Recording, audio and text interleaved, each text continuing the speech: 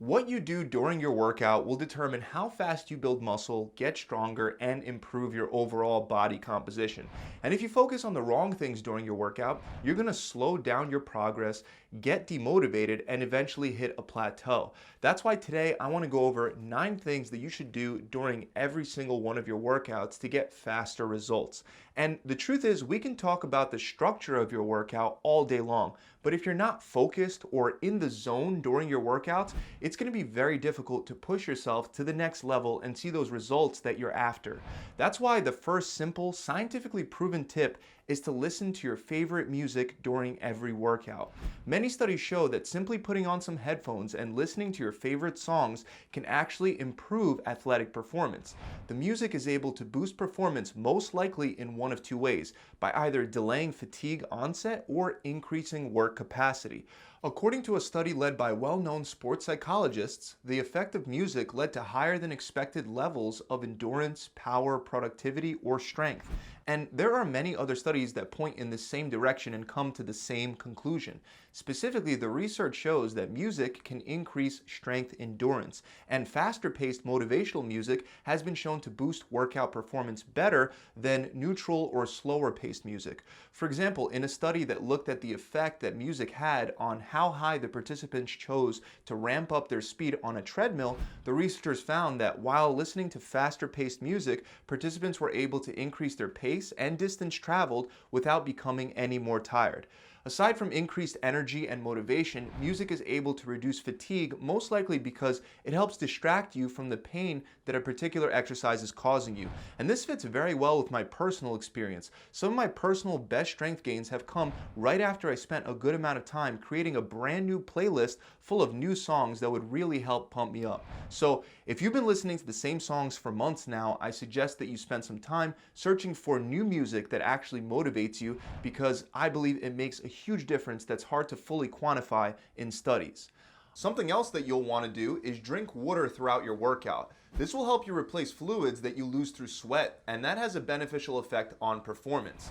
If you don't sweat much during your workout, this isn't quite as important, but either way, definitely don't make the mistake of getting a sports drink full of sugar instead of water, because research doesn't show much of a beneficial effect from intra-workout carbohydrates, which are carbs that you take in specifically during your workout. So unless you're really low on carbs in general, it'll only add extra sugar to your diet without improving performance. So stick to water, especially when you're sweating. Another simple but highly powerful tip to increase focus is to eliminate distractions during every workout. And mostly this is done by putting your phone on silent and listening to a set playlist so you don't have to keep checking on your phone. It's very common for people to come into their workout ready to train hard, and then when they go to check their phone for just a minute, an unexpected email or message pops up, which leads to a significant delay between sets. Not only does this mean that your workout will last much longer than it has to, but these kinds of distractions also prevent you from reaching a flow state, or they can pull you out of that flow state, which takes time to get back into. And like I said, if you're not focused, it doesn't matter if you have the best workout routine in the world. You're not going to give it your best, which is more important. It's no surprise that your phone can decrease focus, since research clearly shows that having a smartphone within reach can reduce available cognitive capacity. So set your phone to play your music and don't check it again until the end of your workout. As far as the workout itself, something that you absolutely must do to see progress is apply progressive overload. This essentially means that you need to make your workout harder over time and continuously place more stress on your body than what it's used to. By doing that, you give your muscles a reason to improve and develop. But without doing that, your body would much rather not waste precious energy on building and maintaining more metabolically expensive muscle tissue, so you won't see the results that you were hoping for. Now, there are many ways you can apply progressive overload. For example, you can try to lift heavier weights over time. Alternatively, you can try to keep the weight the same and increase the number of reps or the number of sets that you perform per per workout. You can keep reps, sets, and weight load all the same and simply decrease rest time between your sets. You can also increase training frequency and, for example, hit your legs 3 times a week instead of twice a week to add more of a stressor to your lower body and stimulate growth. And there are other ways too, like increasing range of motion for your exercises or reducing stability. But by far, one of the most effective and most straightforward ways to apply progressive overload and build muscle as a natural is by focusing on getting stronger, which essentially is the point of resistance training to begin with. And the science confirms that there's a close relationship between strength and size. That's why research has found that the more weight that participants can bench press, the more mass they typically have on their pecs. There's also other evidence that shows that there's a strong relationship between fat-free mass and performance in Olympic weightlifters. And this relationship is even more obvious in powerlifters, with an 85 to 95% correlation between the amount of fat-free mass, or essentially the amount of muscle mass that these powerlifters have, and the amount that they're able to lift. That's close to 100% correlation. So if you want to gain muscle, focus on getting stronger by simply increasing the weight you use over time. Consistently adding a small amount of weight, like the 2.5-pound plates on each side of the bar every now and then, will add up to big strength and size gains over time. Now, since progressive overload is so important, tracking your workout performance is another thing that you should do every workout to maximize your results. Without tracking your progress, you might not remember how much weight you used and exactly how many reps you performed during your last workout, let alone the workouts that you performed weeks, months, or even years ago. The main things to track are the exercises you did, how much weight you used, and how many sets and reps you performed. So keep it super simple. You can just track your performance with a notebook and a pen. There are, of course, apps that you can use, but again, we want to minimize phone distractions, so a simple journal or notebook could work a lot better. Now, even though you'll want to ensure progressive overload, it's also very important to not get sloppy and to maintain good form during every workout. So no ego lifting. Don't try to lift more weight than you actually can. Keep in mind that most of the injuries that happen are preventable because most of the time they're the result of ignoring proper form and instead having your ego take over. Ego lifting is a real problem, specifically for guys.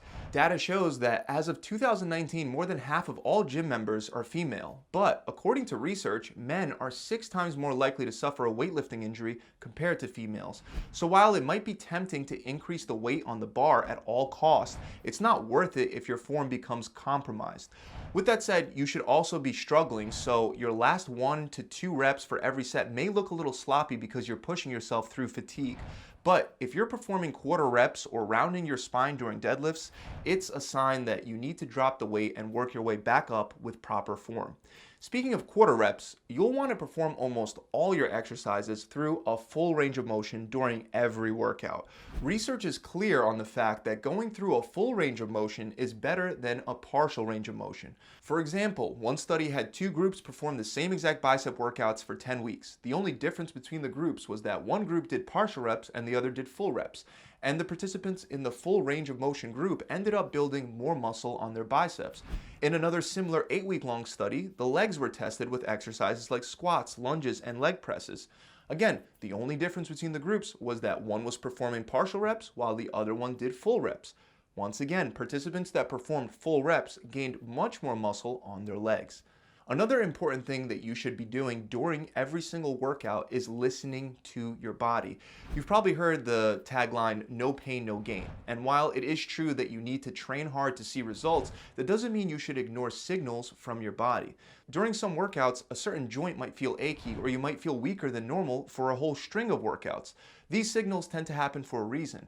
Often it's your body indicating that something's wrong, which is why you shouldn't ignore it. For example, let's say your elbows hurt during skull crushers or your wrists hurt during barbell curls. Even though you can try to train through that pain, it's probably better to find an alternative exercise that doesn't cause pain. So instead of skull crushers, you could perform another tricep exercise like the cable pushdown or cable overhead tricep extensions. Believe it or not, it's generally a bad idea to train through pain. Research indicates that listening to your body and avoiding pain is a very good way to auto-regulate your training when you're injured. And even in some rare cases where training through the pain can be beneficial for short-term recovery from an injury, it turns out that not training through pain provides similar long-term results according to a 2017 meta-analysis. So not training through pain is safer and in the long run doesn't negatively affect your results. This is especially true for strength training injuries, as most strength training injuries are overuse injuries. Keep in mind, I'm not saying to skip workouts, since there's almost always something else that you can do that doesn't cause pain. Even if you have a broken foot, you can still work more on your upper body while your foot recovers. Now, another important thing to do is to optimize the order of your exercises for each workout, meaning not all exercises should be given the same level of priority. The main reason for this is that you make better progress on exercises and muscle groups that you train first in a workout. On the other hand, exercises and muscles that you train later on in the workout will progress at a slower rate. So if you have a lagging muscle group that you want to see grow, it's really helpful to set up a workout structure that'll allow you to position exercises targeting that muscle closer to the beginning of your workout. Just keep two general rules of thumb in mind. One is that it's better to perform your lower rep, heavier weight exercises before you perform the higher rep, lighter weight ones. Doing higher rep training before your heavy lifts actually hurts your performance on the heavier loads. And you would think that the same would apply vice versa, but when you do heavy low rep sets first and then perform your higher rep exercises afterwards, it actually doesn't negatively affect you in the same way. The second thing you want to remember is that it's typically best to position your largest muscle groups and compound exercises first before moving on to isolation exercises targeting that same muscle. So even if your goal is to build bigger biceps, if you happen to structure your workouts with barbell rows in the same day, it's typically best to position them before your bicep curls, since rows also recruit the very large muscles of your back in addition to the biceps, and they typically require much heavier weight loads. So it's best to do them first while you're still fresh. On the other hand, pre-fatiguing a muscle with an isolation exercise first creates a weak link during the compound movement, which reduces work capacity and muscle activation. Finally, last but not least, you want to make sure you take 5 to 10 minutes to perform a proper warm-up. This will help you reduce your risk of injury, and it'll actually help boost performance by improving flexibility, blood flow, oxygen availability, and nervous system speed and efficiency. Just make sure that you're not relying on static or isometric stretches, because they can actually reduce performance. Plus, even though you've been taught since you were a kid in gym class to do these kinds of stretches, a meta-analysis of over 360 studies wasn't able to find that static stretching had any beneficial effect on injury prevention. So instead of static stretching, step one is to just raise your body temperature. You can do this by walking on a treadmill, doing some jumping jacks, or even getting into a sauna. Raising your body temperature improves blood flow to your muscles, your metabolic activity, your muscle activation, and of course, flexibility. Step 2 isn't mandatory, but you can include dynamic stretches, which are essentially active stretches that don't impair strength, power, or endurance. An example is performing Frankensteins to warm up your hamstrings instead of a static sit and reach. Again, you don't have to do these, but you definitely want to do step 3, which is to progressively perform warm-up sets specifically for the exercise that you start your workout with. I recommend anywhere from 3 to 5 warm-up sets leading up to the weight that you want to use. The first set would be really light, for example, using just the weight of the barbell itself. And each warm-up set after that, you should up the weight proportionally, getting closer and closer to the heavy weight load that you intend to lift for your actual sets. So those are 9 things you should do during every single workout. And keep in mind, whether your main goal is fat loss or building muscle, you will need to adjust your diet and training regimen over time as things change. So if you want to skip all that trial and error, or if you just need any extra help in general, you can head on over to my website, where we have everything from done-for-you programs that are helping my clients drop 20 pounds or 5% of their body fat in just 42 days, to one-on-one coaching and maintenance plans for longer-term goals. To find out more, you can click the link below in the description, or you can head on over to my website directly at gravitytransformation.com. I'll see you guys soon.